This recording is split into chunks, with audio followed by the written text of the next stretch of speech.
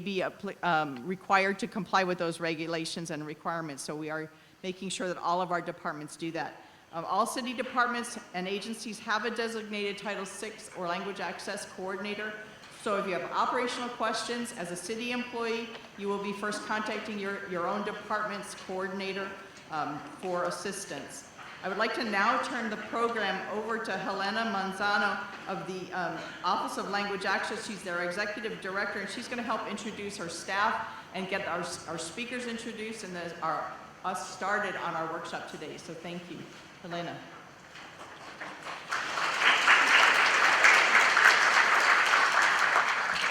Thank you, Denise. I'm here just to show my face. So those of you who haven't met me, I'm the Executive Director of Office of Language Access. And I don't want to take time from the presenters, so I just want to welcome you and really, really thank you for coming here. This is an important training. You've asked for it, and we hope to keep providing it more routinely so that your peers who didn't make it today, you can tell them that we're planning future ones. Let me thank again the city and county for partnering with us. They approached us for this training, and so we've opened it up to everyone. So we got this great venue and some free coffee and water. So, unfortunately, lack of funding, we don't have food, but hopefully you'll be okay. Everybody ate breakfast, right? But feel free to sneak out and get Skittles outside if you can find a vending machine. So let me hand the microphone over to Becky. Becky Gardner is OLA staff. She's been with OLA longer than I am. She joined OLA in 2012. She's our legal analyst. She's actually a transplant from upstate New York, but she's been here a long time, so she's Kama'aina, and she went to the University of Hawaii Law School. She is usually our trainer on language access law, and so without further ado, Becky, and she's going to introduce the next trainer, which is Suzanne. But let me hand over the microphone to Becky. Thank you so much for coming. Aloha, good morning everybody. Thank you, Helena. I just want to give a few props to Helena, who's been our executive director for nearly 2 years now. And as I show you my presentation, I'll just show you our office has gotten a really great facelift, and she's done an amazing job. We only have 3 on staff. Sometimes we get a little extra help, but she's done an amazing job with limited resources, and I'm sure you all understand what that's about. So just a hand for Helena. Okay, so I just have 10 minutes with you, so I just want to just go over some basics and tell you about our office. I generally ask the audience, who here speaks English as a second language or has a parent who speaks English as a second language or a grandparent? So everyone raise your hands if that's the case for you. Raise them high so we can all see. Okay, that's very significant, maybe at least a third of you, so even just with this cross-section of our community, you can understand that the LEP population is pretty significant in Hawaii. I want to talk about why we do language access, just as sort of a moral imperative. It has something to do with the promise of America, right? And we have the Statue of Liberty there, there's the poem at the base of the statue, and it's basically a welcome message to the rest of the world to come to America. We're basically the land of golden opportunity. But I think we can reflect upon that, especially in light of recent events, and question, is that really the case? And I'll just share a fun fact. I heard recently on the radio that the Statue of Liberty, she was modeled after an Arab woman. But at one point, they decided to change the garb into something more Greco-Roman. But I thought that was really interesting to learn. So we do it because it's better for society. You know, of course, as people live in America, they begin to learn and speak, read, write English, but there's still so many here that do not. And I like to remind people that English is not the native language of the continental US, and we understand that here in Hawaii. It's not the native language of Hawaii either. But suffice it to say, language is a barrier to those with limited English proficiency for accessing their rights or benefits and complying with their responsibilities. And this last bullet here, denial of language access can be costly in lost opportunity, lost human capital, and increased damage control. And this is just sort of a nice way of saying lawsuits, litigation, and the time that's spent in dealing with that. So it's very important here that we get ahead of it. Suffice it to say, language access is a civil right. So I'd like everyone in this audience just to get that ingrained in your head. This is a civil right. It's based in law, and it is a civil right. Sometimes people are surprised to hear that, but I'll go into a little bit as to why. There aren't too many major legal authorities on language access. These are the ones, I mean, there's case law that discusses it, but these are the seminal pieces of legal authority. Title VI of the Civil Rights Act of 1964, so a lot of you are hearing about Title VI plans, Title VI compliance. That's what the Title VI is from, the Civil Rights Act of 1964. Lau v. Nichols is a case from the 1970s that further elucidated this idea that came from the statute, the Civil Rights Act.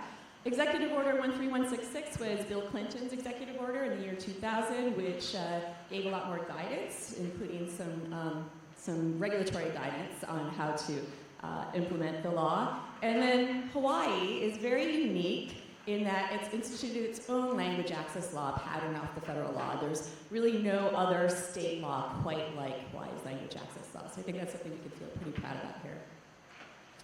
Here's a picture of the signing of the Civil Rights Act of 1964, and you can see in this face of old white-haired white guys, there's Martin Luther King Jr. in the middle. And the Civil Rights Act, Title VI, basically said no person, it's not a citizen, but no person in the U.S. shall, on the ground of race, color, or national origin is key, be excluded from participation in, denied the benefits of, or subjected to discrimination under any program or activity receiving federal financial assistance. So that's the key concept. If you're getting money from the federal government, you cannot discriminate based on these categories, and national origin being of utmost importance for language access. And so how did we get to language access from Title VI? In the 70s, this case, Lau v. Nichols, this was a school in San Francisco, population of Chinese students and their families. They managed to bring their case up in a class action suit to the Supreme Court. And they were going to school every day. Their parents were getting materials every night, all in English. And they had no idea what was going on. They're paying taxes like everybody else, but they're not getting any benefit from it. So basically, the Supreme Court said, hey, Title VI requires that this school that gets federal funding not discriminate based on national origin. So if you're not providing language services to these students, then that's discrimination. So this case created this nexus between the prohibition against national origin discrimination and language access. So that's where we see language access first enunciated. So fast forward to the year 2000, Executive Order 13166. This is from President Clinton, and he basically said, let's put some more guidance, some more nuts and bolts to this idea, and he issued this executive order explaining that, you really need to do this, and I want every federal agency to come up with some guidance to explain to the agencies that you provide funding to how to better do this. So this really provided some nuts and bolts implementation ideas in these guidances, and this came out in the year 2000. And he required every federal agency to put out these guidances. And if you go to LEP.gov, this could be a really incredible resource to many of you, because each of these federal departments, pretty much you name a federal department, they created a guidance Sometimes they're very thick, very small font, but oftentimes if you have a question about your program and how to provide language access or what they recommend, you might be able to find some guidance in one of these documents. So I encourage you to take a look at lep.gov, and rather than reading through the whole thing, you might even just do a control find, a word search for some key words based on your program, and you may find some helpful information. I have when I've looked at some of these guidances. Okay, so language access in Hawaii. Again, we built this idea on the purpose is to address discrimination based on national origin. One thing we did different in Hawaii is that we say that LEP folks can identify themselves. They self-identify as being LEP. So it's not up to that frontline worker to make the determination. It's up to them. So if they ask for an interpreter or if they need a translation, you have to take their word for it. Okay. This slide is just a rough idea of what kind of what our demographics look, and basically it's just 1 in 4 people when they go home at night, they don't speak English at the dinner table, and about half of those people are limited English proficient. So about 1 in 8 people, you pull them off the street, the likelihood is that they're LEP. So that's significant to all of you who are serving them. Here's a comparison with the US, Hawaii and the US. Here's a map of Oahu, so a lot of county employees are here, and you can see sort of the concentration of where the LEP folks live. And this is some of the major findings of a report from DBED that looked into the non-English proficient or non-English speaking population of Hawaii, and there's some county level data in that report too, so I encourage you to take a look at that April report. I put together some slides with some of the more, the higher incidences of different languages, so you can take a look at those. We can have these distributed as well. But they're ranked as to the most commonly encountered LEP languages.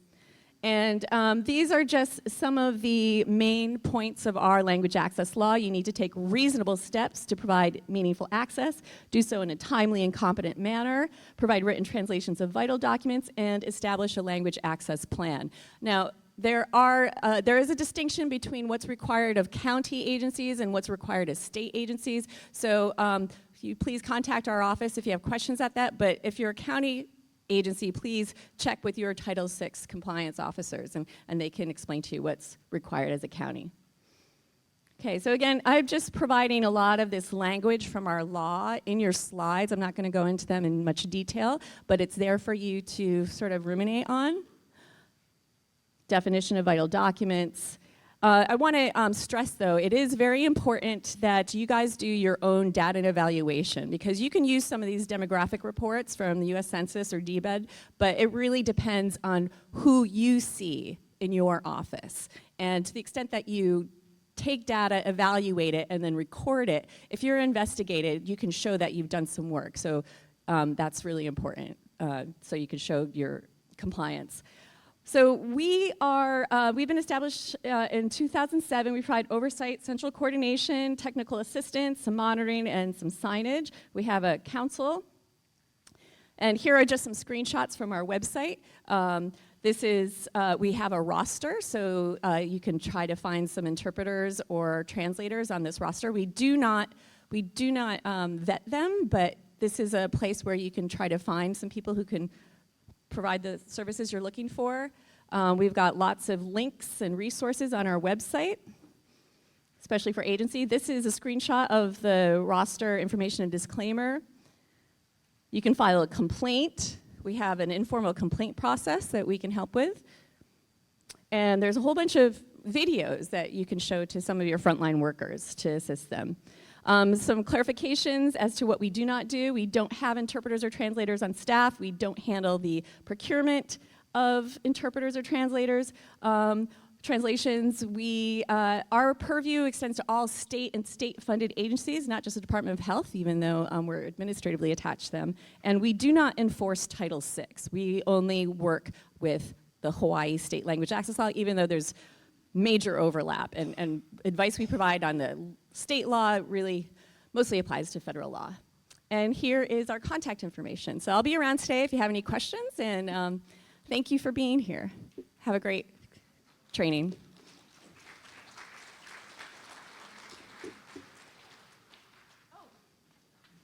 And of course, like, I'm ready to get off here. I'd like to introduce Sue. Oh, yes, and Sue Zhang, she's going to conduct the rest of the training, but before she begins her presentation, in your packet is a true-false test, just to see how up to speed you are with language access ideas. So take a few minutes to fill that out, and then Sue will take over. So good luck. Hopefully by the end of today, you'll know the result of that. You'll know the answers. Okay. Testing, testing, it works. 很高兴大家今天可以来你们今天来是非常重要的一件事情，因为呢，今天我们要学到的东西是关于你的工作的事情。如果你不知道，你可能会失去你的工作，可能会失去你的家庭，可能什么都会失去，了解吗？ Understand?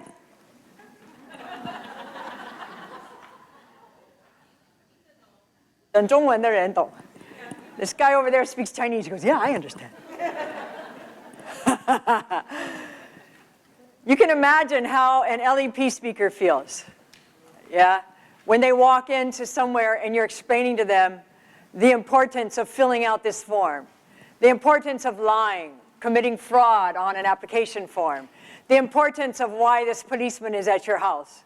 And they're just like, all they hear is Chinese. Or all they hear is, what? And they're like you. They pay attention. And then I think, oh, you all understand. Because your eyes are so big. And then when I say you understand, you just like keep your eyes really big. And then if I get really upset, and you're like, oh, and you nod your head. And then I think, you understand. And then later, you might have to go to a court case, or you might have to get an eviction notice, or you might have to get something in the mail, and you're like, what happened? And you ask your friend, what does this say? And they say, this says that you did something wrong. And you're like, I didn't know. That's not fair. I didn't understand. It's not fair. And then they say, well, you should learn English. But I'm 62 years old. I can't. It's hard to learn Chinese at 62 years old. You know, if you could understand how an LEP or a limited English proficient speaker or client feels and how they react, sometimes just by nodding, even though they're like, what? I'll give you an example. Yesterday, I read this email from somebody who, I'm on the board of some apartment owners. And they were complaining about this couple who had their 2 little kids in the parking lot kind of running around. And the lady goes, oh, I was so upset. Hey, this is dangerous. She goes, I walked right up to the husband and said, don't you know how dangerous this is? Don't you know people use this as a turnaround? They don't want to get on the freeway, so they turn right around. And I'm giggling as I'm reading because I know the guy speaks no English at all. and she said, so I made sure he understood.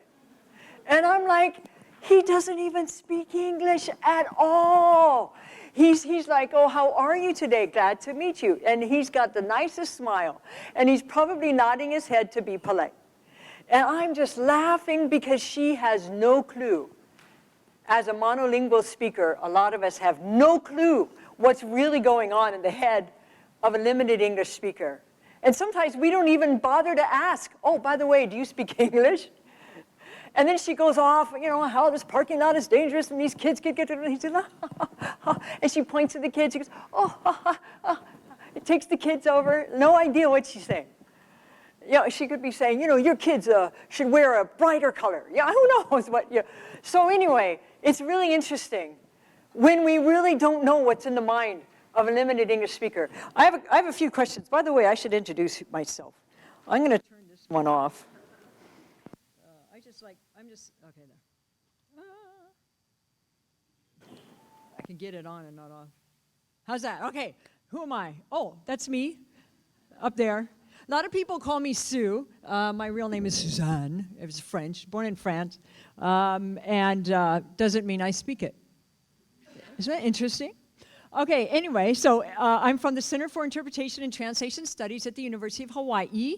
We actually have a Center for Interpretation and Translation Studies. And we added the word studies because we kept getting calls to translate a bunch of things, and we're like, wait a minute, we teach translation. We teach interpreting. So if some of you actually know another language, welcome to take some of our classes. We have brochures in the back table back there. We have Angela here. Raise your hand. Yay!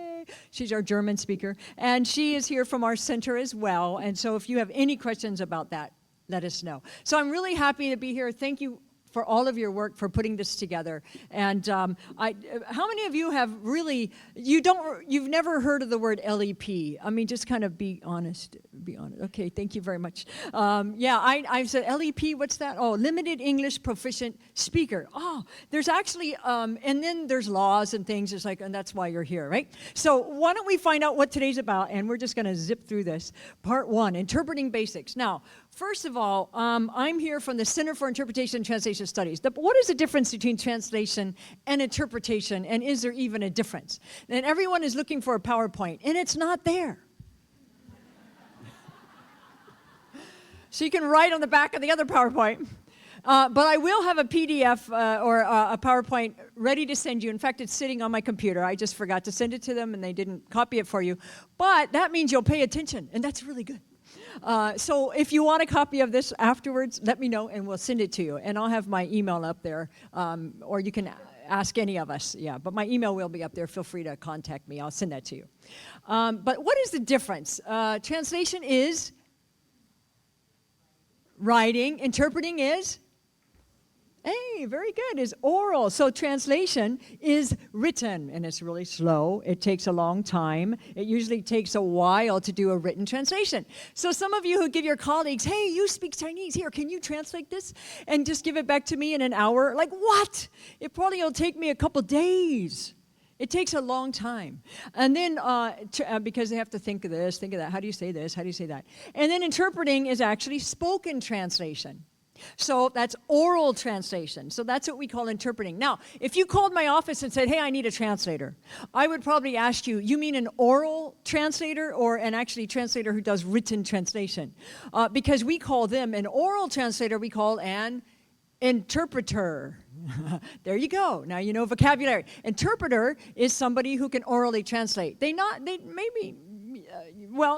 not be good at translation, but they may be okay at interpreting, and the opposite as well.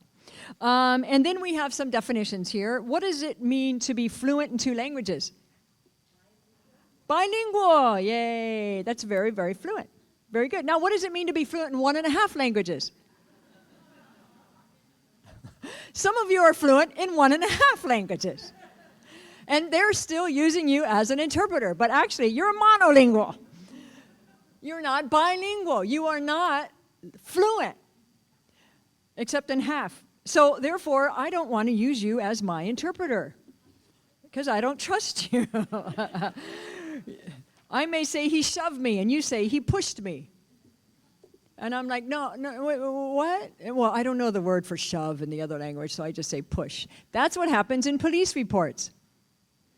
What happened here? Oh, he pushed me over wall to wall. He pushed me to wall. And what they're trying to say is he shoved me up against the wall. That's a very different idea than he pushed me to the wall. He pushed me to the wall. It sounds like you're on a cart or something. He's, ooh. But because they don't know the word shove, they say push. Because people are using 1.5 speakers, and they don't know the terms.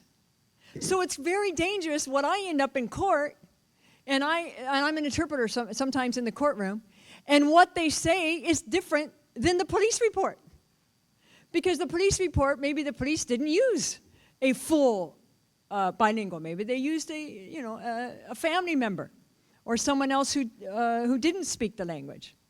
Yesterday, I was speaking with a Spanish interpreter, And she told me that she had done a case, there was a stabbing, and some of you might have known this, so I won't try to mention where or anything.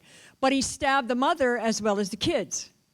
And this was a neighbor who did it, and it happened to be an ex-boyfriend. And then the neighbor, the other neighbor came home and heard the kid screaming, and he broke the window, opened the door and everything. And then he heard them screaming, opened the door, saved the kids out, got the kids out, and then the guy who stabbed them was just standing there like in shock. I mean, the one who stabbed. And then he was just standing there like in shock. And then the police came and everything. And then they wanted him to write a statement. So he got his girlfriend to help him write a statement. Now, he spoke Spanish, and the girlfriend did not. And the girlfriend was the mother of the person who stabbed them. They live next door. They all live next door.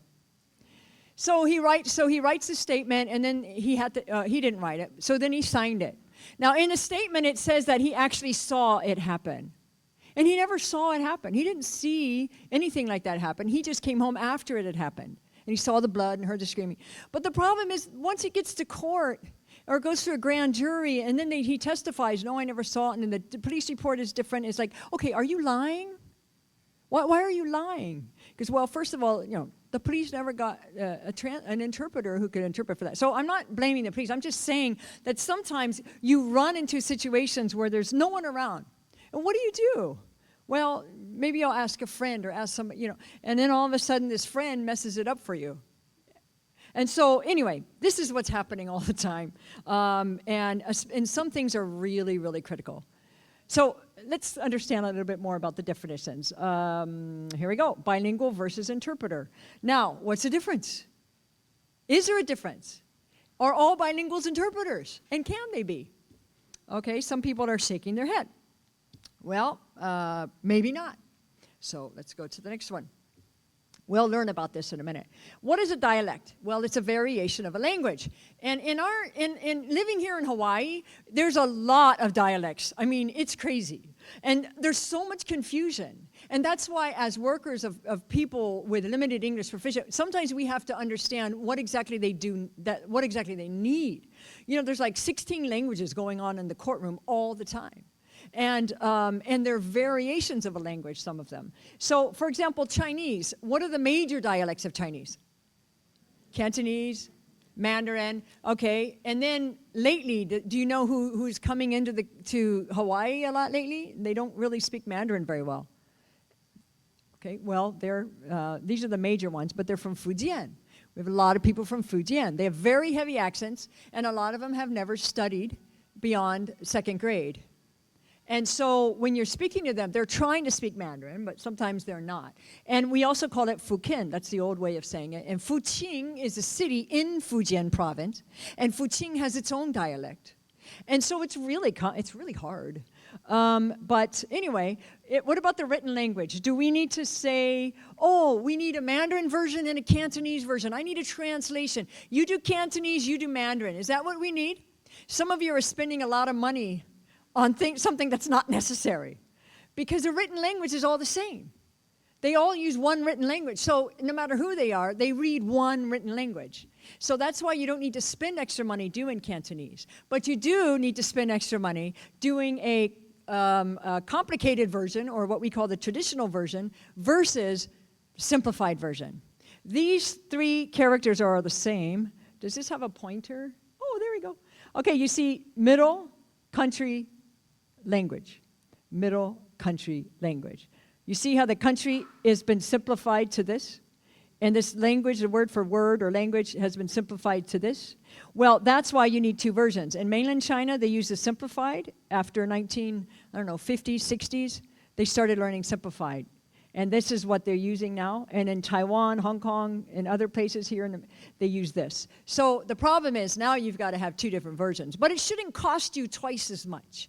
Okay, if someone is honest and a service company is honest with you, they should only, charge an extra 50% or 30%. It just depends on what it is. So the more you know, the better, for your budget, I suppose. But this is important that we kind of know this. And of course, the Filipino languages, we know there's a lot of differences there as well. All right, so what is an LEP? Well, we just said limited English proficient, and then you need a noun on the end of it. Don't ask me why they made it an adjective, but anyway, we need a noun like client, individual, something like that. And then, so what is an LEP? Well, according to the law, an LEP person does not, okay, there we go, does not speak English as their primary language, and they have a limited ability to read, write, speak, or understand the English language. Okay, that's from the Hawaii Revised Statutes. So that's, it's just not their primary language. And it's limited, but it doesn't say how much limit, right? I guess it depends on what you need. Okay, let's continue. Now, a language, now this is what we call an interpreter's language proficiency. When we're teaching professional interpreters, we tell them you have different language abilities. And a native language speaker is what we call an A speaker of that, an A language. So for example, I was like raised in America. My A language is English, and I have an A language, and it's English. I know the kids' songs, I know the stories, I know the nuances, I know what the hinting means, I know why Saturday Night Live is funny. Other people who may be LEP say, I don't get it. I don't understand that joke. Culturally, it doesn't appeal to me.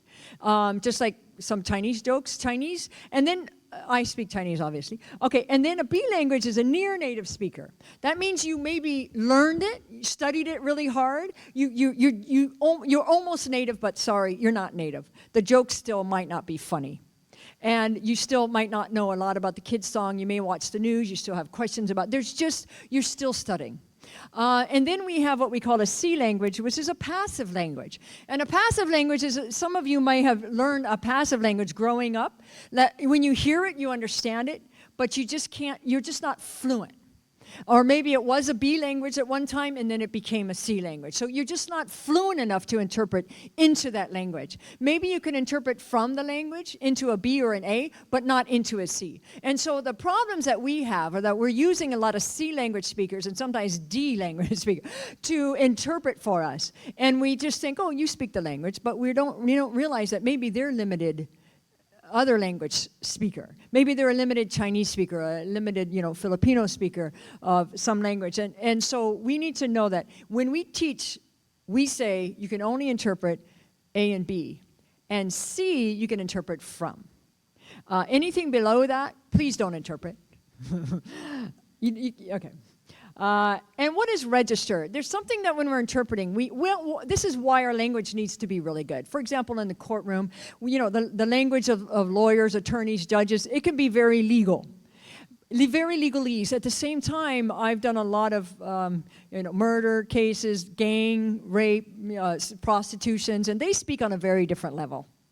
I mean, it's the first time I've had to sit in court, and I'm like, oh my God, how do you say that word? This is a prostitution, and this is embarrassing. And I'm texting my friend, I don't know the word for, I'm not gonna say it, but, a lot of these, I had to learn. And so we're constantly learning because registers can be very different. And we, as interpreters, must keep the same register. If you use a very high legalese, we're supposed to keep it at that. So that's our job as interpreters. So register, for example, he may look at that fawn, maybe he says venison, maybe he's hungry. And then she may say, oh, that's a deer or Bambi. And they may use different words, but as interpreters, we're supposed to say whatever they say. If she says, oh, I saw the Bambi over there, or I saw the little deer over there, we're not going to change it and say, oh, I saw the fawn, in the location. We have to keep it the same. So that's what interpreters are asked to do, and translators as well. And then we have something called team interpreting, and that's, some of you may come in against a language that there's hardly any other speaker of that language. For example, maybe Mongolian, for example. And you're like, where am I going to get a Mongolian English speaker? Well, maybe you can get a Mongolian Chinese speaker or Mongolian Russian speaker, and then you get another one who speaks Russian into English or Chinese or Mandarin into English. So you can do what we call relay interpreting, and this is done a lot with ASL. because some learn maybe the language when they get older, or there's Hawaiian mixed in, and so sometimes we need 2 interpreters. But it works, at least it gets the point across. So that's what we call relay interpreting or team interpreting. Now, another basics is the modes of interpreting. And the modes of interpreting, and the reason I'm talking about interpreting so much is because when you hit an LEP speaker, you usually need an interpreter. So that's why I'm talking about interpreting so much now. So simultaneous interpretation is what?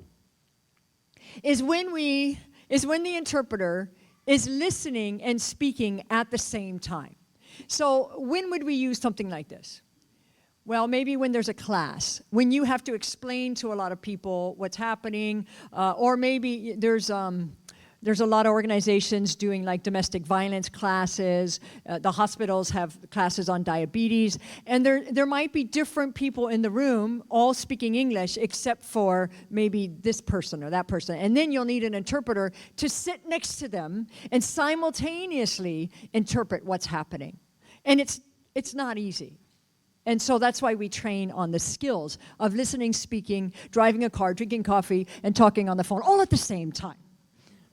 And people can learn. It's amazing. So then we have consecutive interpreting, which is more of an interview style. So when somebody asks a question, they stop, and then they answer, they interpret. And then there's an answer, and then stop, and then they interpret back. So that's consecutive, and that's very common in what we see today. And then we have something called sight translation. And sight translation is like a document. Here, I want you to sign this very legal document. Sometimes it's a consent form. And it's very difficult to interpret if we don't know the vocabulary and we're not prepared as an interpreter. So that's why the more information we have before we come to a meeting, the better, because then we can prepare. For example, this one says, the Sex Abuse Treatment Center. And then it says, I consent for crisis counseling. Now, how do you say that in another language? Counseling. I consent for the provision of crisis counseling services by the SATC and need for me or my minor children. Blah, blah, blah. And these services may include counseling, education, information regarding da-da-da-da. And so a lot of this can be, semi-legal, and others can be very, very legal. Think about the documents that you use. How many of them are quite technical? Do they use everyday language? Well, think about the interpreters you're using. Or are you using interpreters? Or are they even translated documents? If we're giving someone, for example, an eviction notice, and they don't know what it says, that's kind of dangerous for our sake, because we're assuming that maybe they understand. If we're giving someone a document to sign, they're probably going to sign it like the Spanish speaker who just assumed that what was written on there was correct. And when someone with authority said, sign here, he signed without really knowing what he was signing. So this is why it's very important that a good interpreter know how to do sight translation, and they're not summarizing it. If you want to summarize it, then we ask the provider to summarize it, and then the interpreter can just interpret it. But if you're really handing it to an interpreter, here, read this to them, it's really hard. It's almost as hard as written translation. Okay, give me 2 hours, and I'll read it all. Otherwise, it's easier if you read it to the person, or the main points, and then the interpreter interprets it. So what we found as an interpreter is that it's easier for us to hear something and process it and then interpret it, easier than reading it and processing it. And I think it's because all the grammar stuff gets in the way. And the structure of everything gets in the way. And we all know, for example, in Japanese and Korean, the verbs come all at the end. And the structure is quite different. So when we're reading something as a sight translation, we actually have to break it up into group. We have to say, okay, this should really go at the end in my second language, and this should come in the beginning, and I got to put the date, and then all the adjectives come before the noun. And so when it says, my father who is standing at the corner wearing a white hat is very tired, I have to say, the wearing a white hat, standing corner father is tired is, for example. And so it's really complicated. So it's easier for us to hear and easier for you to read, and let us hear, and then we can interpret. It's just a lot easier working with an interpreter that way. And the more skills you know how to work with an interpreter, the easier it is to get a really good, to get your everything you need to get done, gets done. All right, so now we're going to demonstrate, and I'm going to ask my colleague here to come forward. Now, Angela happens to speak German, and I'm going to interpret for her using Chinese, but just act like I'm speaking German. Because I didn't know we had Chinese in the room, but it's a little late right now. And then I'm going to ask Helena to come up here and use this mic. Yeah, and so I'm going to interpret. Okay, come on. You're going to be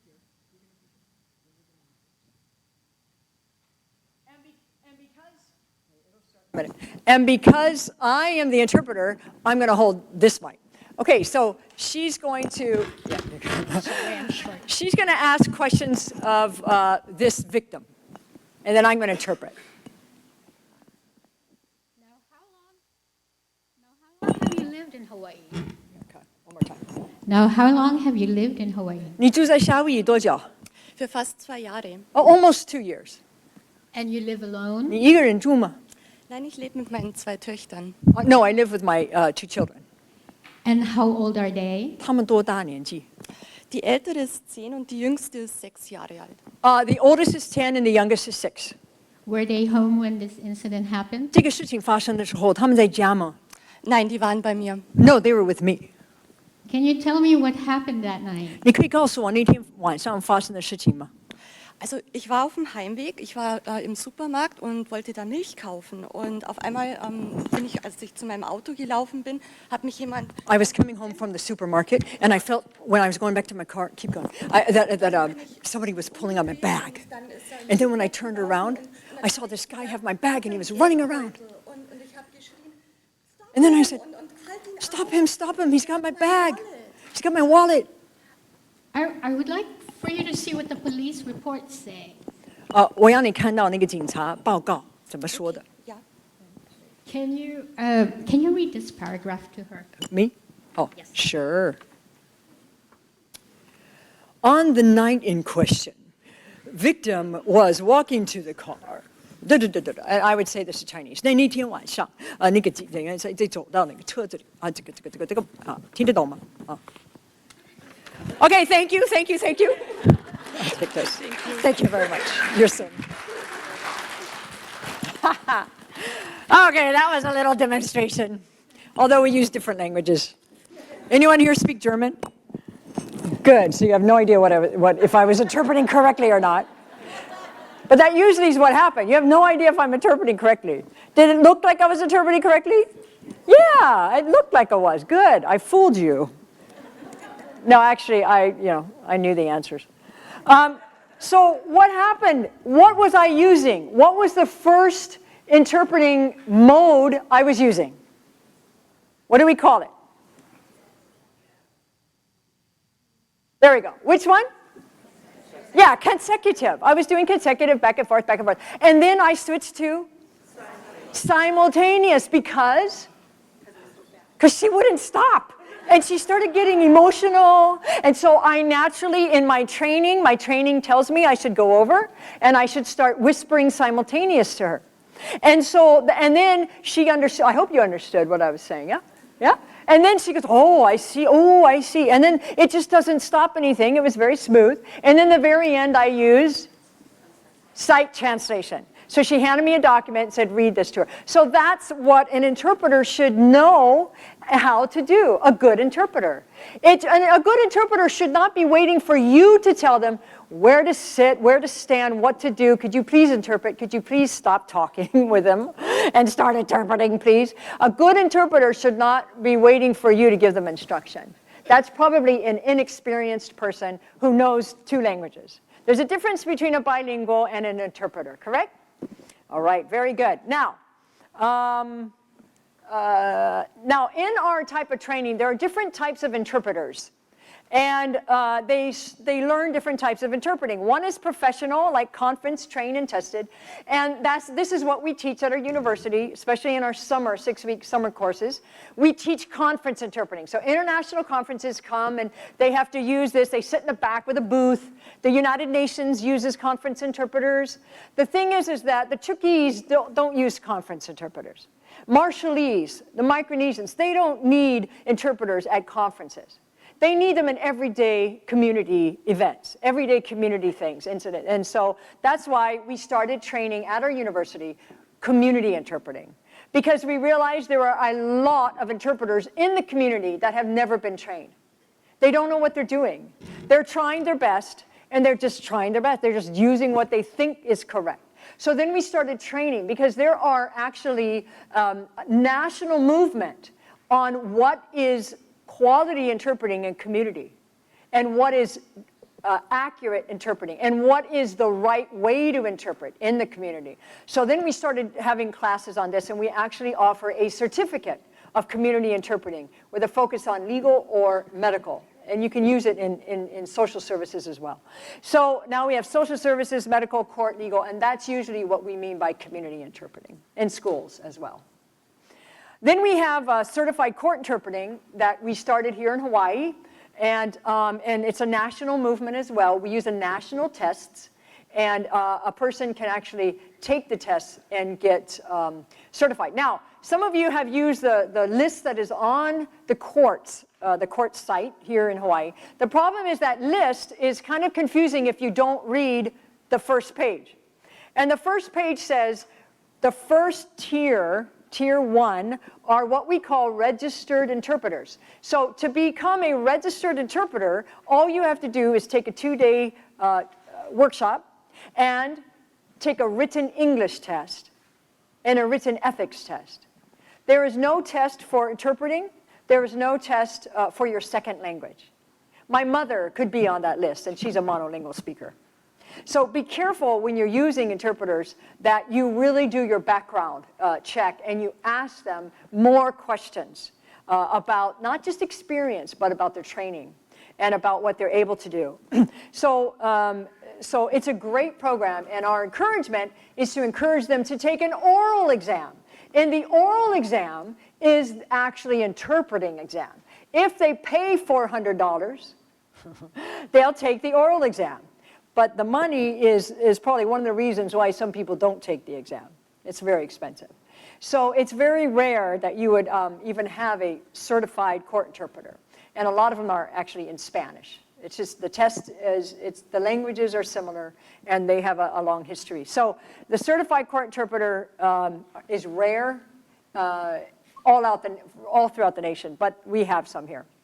Then we have what we call ad hoc, informal, non-trained interpreters, and a lot of us use ad hoc interpreters. Either they're bilingual staff, and they're helping us get the job done, or they are they're from the street or something, or somewhere. Yeah, we just kind of grab them. Or they're family and friends. They don't have any kind of training. And then we have family members and bilingual staff, like I just said. All right. Now, tips for working with limited English proficient individuals. First of all, there's external factors that affect our language. And all of us know that even when we're somewhere, we can get so distraught that even we can't speak very well. This is what happened once. I'll tell you the story. Is this working? Yeah. I'll tell you the story. I had a student, very, I forgot. Anyway, she was a friend, maybe. She was helping me with a workshop. Is this thing on? Okay, she was helping me with a workshop. And when we were done with this workshop, she wanted to be an interpreter. And she was still learning, language and things. And so when we were done, I said, come on, thank you for helping. Let's go stop off, get a Starbucks, and go back to the office. And she says, oh my God, I think I left my wallet on the bus. I said, you're kidding me. And we're in the car driving, and we get to Starbucks. She says, yeah. I said, what color was it? Oh. And so I said, oh, don't worry. We can call the bus. Let's see if it's on there. So we're calling, and, I'm put on hold. And I said, oh, what do you want to order? She goes, oh, I want the, the hot, the coffee with the You know, the milk. I said, you mean a latte? Yeah. And I said, you want anything in the latte? Yeah. You know, the kind that tastes like nuts. Yeah. Oh, hazelnut. Yeah, hazelnut. Yeah, hazel. Okay. Oh, yeah. Did you find a wallet on the bus? It's this color, this bus, this time. Oh, you did? Oh, wow. They found your wallet. Oh, and where is? Okay, we're going to go pick it up. Just, oh, yay. Oh, thanks for buying me a hot, grande coffee latte. Oh, this is really the best latte I've ever heard. And next time I think I'll add 2 squirts of this. And she starts going off in this, I usually get the silk milk. I'm like, wow, your English came back. I'm like, whoa. And that was a prime example of when someone is distraught. They just don't think very well. And if they had good English, it kind of like drops, doesn't it? And some of these external factors affect our English. One of them is unfamiliar circumstances, walking into a courtroom, walking into somebody with authority, walking into, having a policeman walk up to them, maybe authority, emergencies. Somebody got hurt, emotionally distraught, private or sensitive information. A lot of times they don't know how to say it in a way that is, where it's not embarrassing, so they can't find the words. Also, persons of authority really freak people out from different countries, especially if they're from third world countries. You don't want a policeman in China to come to your house, unless something was stolen. But otherwise, they're knocking on your door. You don't want that to happen, because it's just different than here. But if I'm here and all of a sudden that happens, I may freak out if I'm from a country where it's not a good thing in a way. You know what I'm saying? So sometimes that freaks people out. If you tell someone with authority and you're wearing a badge, a city, whatever, a badge, and you say, here, sign here. They go, oh yeah, I'm going to sign. Well, why did you sign? Well, because they told me to. Of course I'm going to sign. They told me to sign. Did you read it first? I don't read English. So that's really, that's one thing that they do a lot. And when there's a lot at stake. For example, in the court system or something, when there's a lot at stake. So a lot of times your English goes out the window. That means originally you might have been able to conduct an interview in English, but when there's a lot at stake or you have authority, sometimes they just can't express what they want to say. So here's some tips for assessing language proficiency. Is their language good enough to perform this interview or to get what I need to get? So first of all, you can ask questions to see if they can express themselves. For example, you can ask them questions and listen to the responses. Listen to the grammar. Is their sentences all messed up? My grammar sometimes is really bad. My mother always says, how can you teach? Your English is so... Sorry, Mom. Okay, but for the most part, you know what I'm saying. So the breadth of vocabulary, are they using really simple vocabulary? How fluent are they? What about the pronunciation? Are they doing inappropriate responses? So do you understand what I'm saying? Yes. So are you guilty or not guilty? Yes. Wait a minute. It's not an appropriate response. Do you understand me? Yes. Okay, good. Was that good? Is that a good question? No. I should ask narrative responses. Tell me, why are you here today? Why do you think you're here today? Oh, that requires a narrative response. Okay. Can you repeat to me what exactly I asked you to do before our next meeting? Okay. Well, that's checking for understanding, yeah? So, okay, there's differences between language proficiency and literacy. And I just wanted to go over this. So one did not complete high school.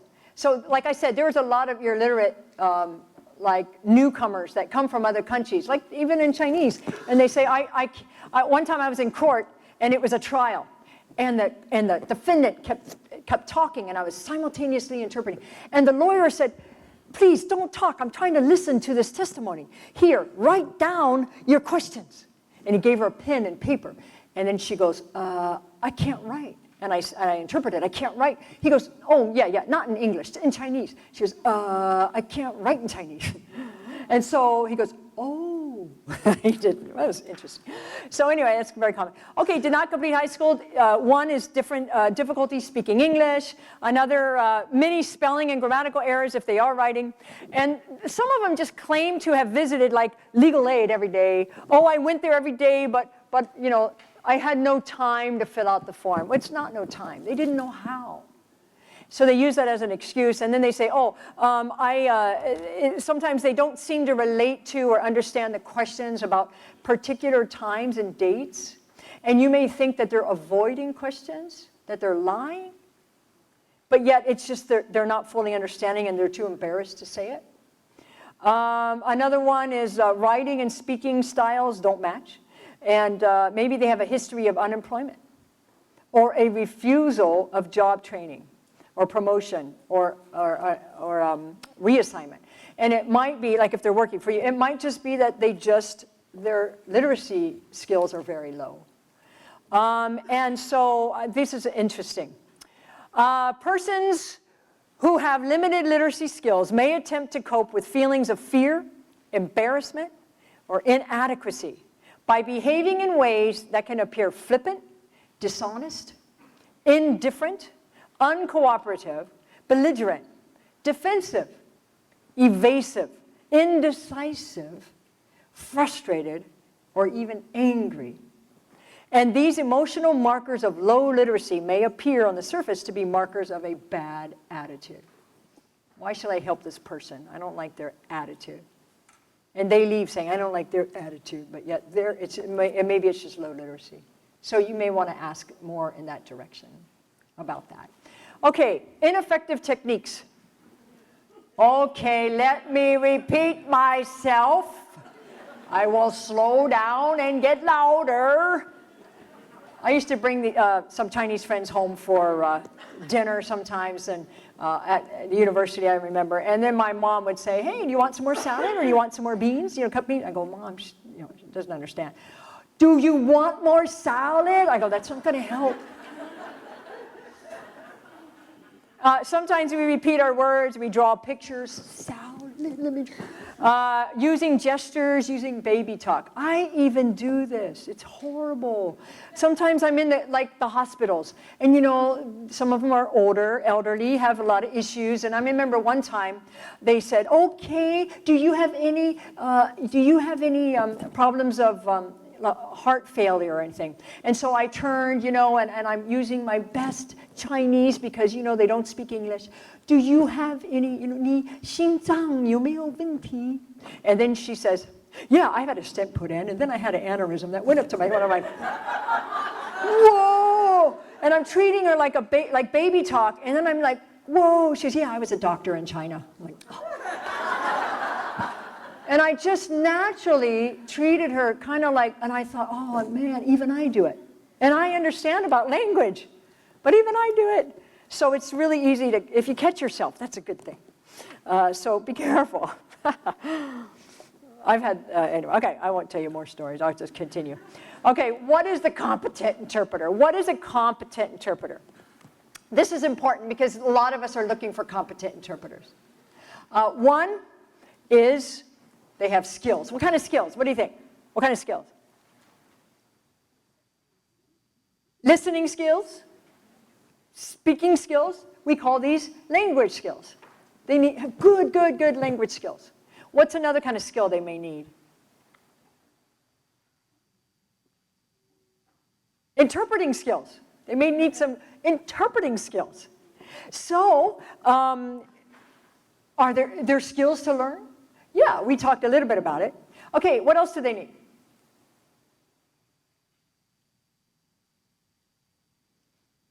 Okay, let's look at this. Ethics.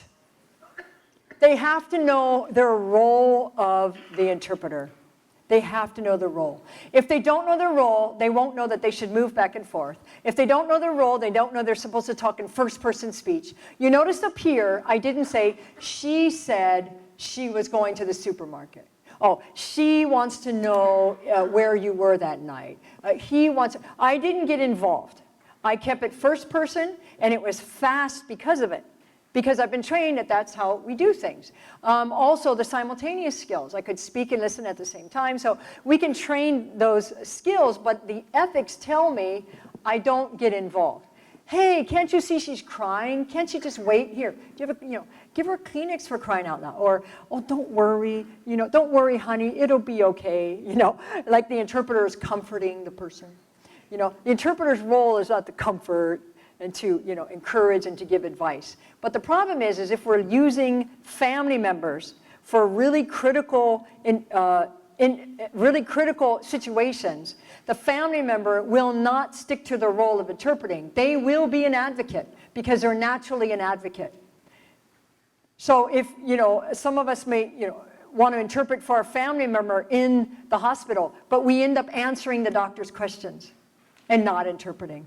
And then the family member, we leave them in the dark about what we're talking about. Oh, that's okay, I'll explain later. One time a Marshallese interpreter was interpreting for this grandmother who had a granddaughter there. The granddaughter kept answering the questions in English, and she at first said, I can interpret for my grandma. And then the Marshallese interpreter said, okay, I'll just be on standby because we've seen it. So she stood next to the grandma, and then when the question was asked, the granddaughter started answering the question. So she naturally switched to simultaneous interpreting and started interpreting simultaneously to the grandma what was going on between the two of them, what the questions and answers were. And the grandmother says to the Marshallese interpreter, wait a minute, if I'm the patient, why is the doctor talking to my granddaughter instead of to me? So she naturally turned and interpreted, wait a minute, if I'm the patient, why is the doctor talking to my granddaughter instead of me? And the doctor goes, oh, you're right. Oh, I'm sorry. And then she immediately switched and started talking to the patient. And so with an interpreter, she had the right to say that. But without one, she was left in the dark. So that's why we know our ethics. We continue to interpret, and we interpret everything and accurately, even what's going on in the room. So everything is interpreted. We don't get involved, we don't comfort, we don't give advice, et cetera, et cetera. I'll tell you more about that later. And then knowledge. And knowledge just means the knowledge about your agency or the words or the terminology or why am I here today, what's the purpose. I need to do my background. My background preparation. I need to do a preparation on vocabulary. If you call me to your offices or something, I'm going to want to know, well, what are we going to talk about? Is there something, glossary that I need to prepare? They called me over for driver's education. I had to go sit in a class and simultaneously interpret this driver's ed class. And they had the hardest video on the velocity and the speed and how bodies fly. It was really gross. But, I'm like, oh my God, how do you say velocity? How do you say speed? And so, I had to really quickly look up the terminology in order to be able to interpret it accurately. So that's why we want to prepare. And the more you can give an interpreter ahead of time to prepare, the better. Okay? All right, so okay, that's a competent interpreter. Now, I am going to, a few more slides. Oh yeah, okay. Now, an interpretation is a skill acquired through extensive education, training, and experience. Now, experience, of course, helps your training, but if you don't have education, and if you ask your interpreters, oh, have you ever been trained? And if they say yes, that's not good enough. You say, oh, where? And maybe they say, oh, I took a class or a one-day workshop or I took a workshop. Well, how long was the workshop? A day. Okay, well, that's and now we have classes at UH. Have you ever taken classes at UH maybe? Or have you ever taken a longer, do you care about your own ability? That's the thing. If it's our job, we should care about it. We want to get better and better. So also, what kind of skills should an interpreter have? Well, we talked about that. Language skills. Reads and writes in both languages. Pronounces, you can understand them. It's really hard when you need an interpreter for the interpreter. Because their pronunciation maybe, or their language is not good enough. All right, and they can perform all three modes of interpreting. And they're able to interpret at different registers, and they can duplicate the speed and the pace of the interpreter. And that's really important, that they can be fast. Then it saves a lot of time. And they have knowledge of relevant terminology. Now, what we're going to do is you're going to practice your skills. So we're going to take a break. And during the break, we're going to stick on your it's only 15 minutes, by the way, so please be back in 14 minutes. And then this is what you're going to do. You're going to sit down with a partner. I don't care who it is. You just got to try this. It's really fun. We're going to give you a colored paper and a non-colored paper. So one is white, one is colored. And the colored paper goes first. That's person A. And then the white, right? Is that right? Yeah, okay, here we go. There's person A and person B. And this is what we're going to do. The colored paper will go first. So as soon as you get back, you can just do this with a partner. I don't care who. But you got to find a partner. I'm sorry. I got to make you work. what you do is that if I have a color paper, that's my partner, I'm going to read to her the question. It's a question. And I'm just going to read the question. And then she's going to be a good interpreter and interpret back to me in English what I just said without looking at my paper, right? She's going to take it. Then when we're done, I'm going to put that down. And then person B is going to read their white paper back to me, just the answer. It's the answer to the question. And then I'm going to just tell her or tell him everything that they just said. And we're going to see if you can do interpreting, English to English. Easy, right? Okay, so let's be back here at about 10:25, and then we're going to do that. Thank you.